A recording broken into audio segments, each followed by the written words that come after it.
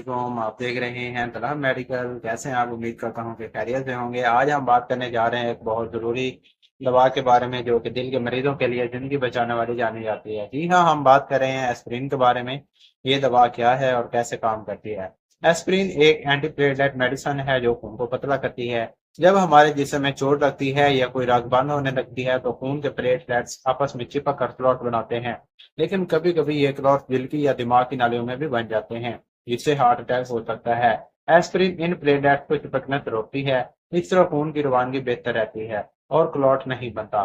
Aspirin आमतौर पर किन लोगों को दी जाती है?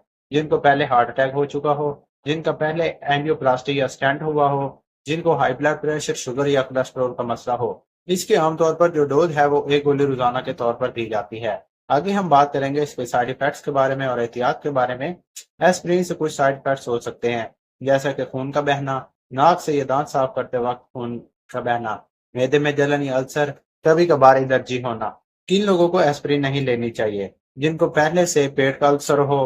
प्रेगनेंसी में भी एस्पिरिन का इस्तेमाल डॉक्टर से पूछ कर करना चाहिए, जो पहले से खून को पतला करने के लिए इंजेक्शन इस्तेमाल कर रहे हों।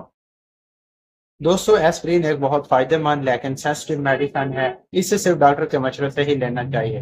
दोस्तों, अगर आपको ये मालूमात अच्छी लगी हैं तो लाइक करें, शेयर करें और तलहा मेडिकल चैनल को सब्सक्राइब करना ना भूलें। अल्लाह हाफिज।